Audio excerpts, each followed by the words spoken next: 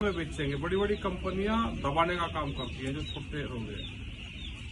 इनकी बहुत सी प्रॉब्लम ये आई कि बिजली, भैया तो किसान है, ये भी इसकी भी खेती कर रहे, तो ये भी किसान है, इनको भी जो लाइट है वो एग्रीकल्चर रेट पानी चाहिए। एक तरफ तो सरकार ये कहती है जब उनको फंड अगर देना होता है किसान के नाम पे तो वो इनको दे देती है बड़ी कंपनियों को,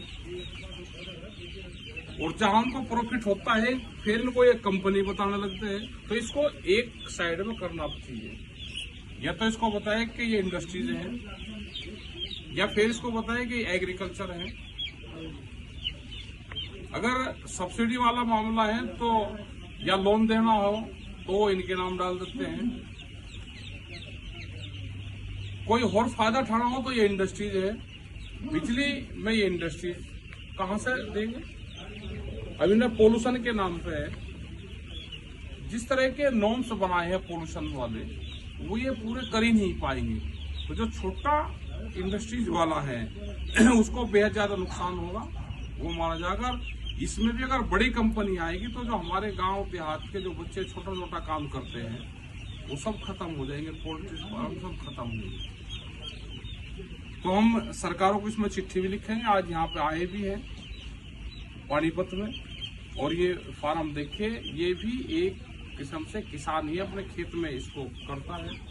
बहुत बीमारियां हैं, तो सरकारों को इन सब चीजों पर ध्यान देना चाहिए। और हम भारत सरकार को भी, जो स्टेट को भी है, उनको भी हम चिट्ठी लिखेंगे, इनके एसोसिएशन से बातचीत करेंगे। यहाँ पे उनके जो अध्यक्ष हैं वो भी हैं, जो इसको एसोसिएशन के जो जनरल सेक्रेटरी हैं, तो ये यहाँ पे उन्होंने बहुत सी बातें बताई हैं। तो एक सर और बहुत बड़ी समस्या है, जैसे हम किसान हैं, तो जो छोटी फार्मिंग है वो हम मुर्गा जो है कंपनियों का पाल रहे हैं। तो कंपनी जो खर्चा है ना, हमारा जितना खर्चा होता है पालने में 10 रुपए किलो तक, तो फार्मर का खर्चा ही है, जो शेड में हमारा है और बिजली खर्चा सारा हमारा है, टोटल लगा के 10 रुपए किलो का तो खर्चा ही है। तो कंपनी जो हमारे को 40 दिन बाद मुर्गा निकालने के बाद जो पैसे देती है वो 10 रुपए भी नहीं देती। किसान के पूरे पैसे जो उसका खर्चा है वो भी नहीं मिल पा रहा।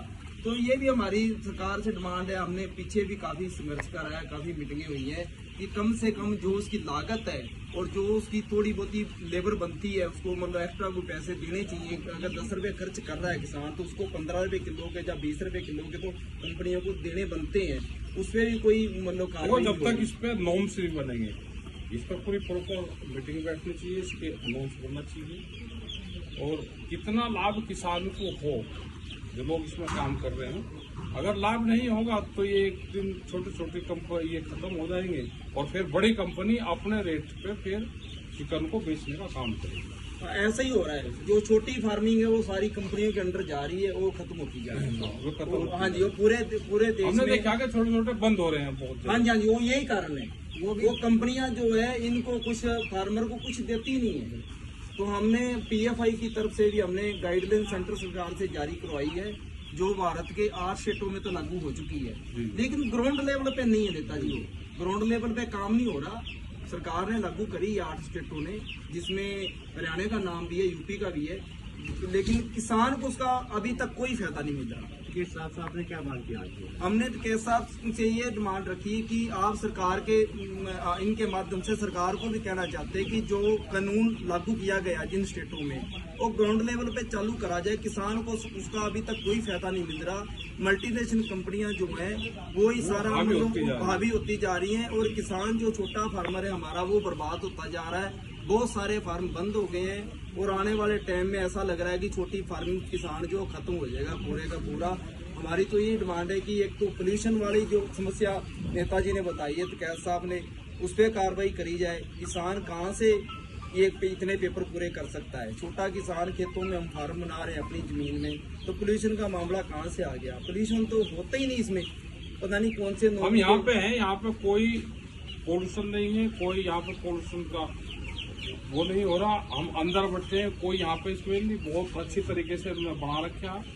और जो गाइडलाइंस है, साफ सफाई है, उसको पूरा ये फॉलो कर रहे हैं। लेकिन फिर भी इनको छोटे फार्म वालों को काम करा जाता है पोल्यूशन के नाम पर। एक बात और थी, जैसे कोई भी इंडस्ट्री है, अब इसका एक छोटा से फार्मर की जो लागत आती है ना, जो मान लो 10,000 का फार्मर है, उसकी लागत लगभग 10,000 मुर्गे को पालने के 12 लाख रुपए आती है जी, बिल्डिंग को छोड़ के। इस मुर्गे को पालने की लागत है जी 12 लाख रुपए, जो 1.5 महीने में खर्चा करना है। तो इसमें क्या है, एक मुर्गा जो है लगभग 200 रुपए का पड़ता है। थोड़ी इस तरह का भी सरकार को करना चाहिए भी, गरीब आदमी जो काम धंधा कर रहा है उसको बीमा, सब्सिडी या बीमा, मुर्गे का बीमा होना चाहिए। मान लो जितने मुर्गे मरेंगे उस फार्मर का, गरीब आदमी का नुकसान होगा तो उसको हर्जाना मिलना चाहिए। कंपनियां क्या करती है, बिल्डिंग का बीमा कर देंगी, सब चीजों का बीमा कर देंगी, और बात जब चूजे की आती है तब कोई चूजे का भी बीमा कर देंगे। किस उस पे करेंगे भी, अगर शेड में आग लग जाए, इसमें आग लगने वाला कुछ है ही नहीं जी, भूकंप आ जाए, गिर जाए तब देंगे। बीमारी का नहीं है, बीमारी का नहीं है, ये बीमारी से बहुत बड़े नुकसान होते हैं। बीमारी का नहीं देते हैं। बीमारी का नहीं। बीमारी का और पहले कंपनियां एक देखो साल सरकार जब तक किसान को चाहे वो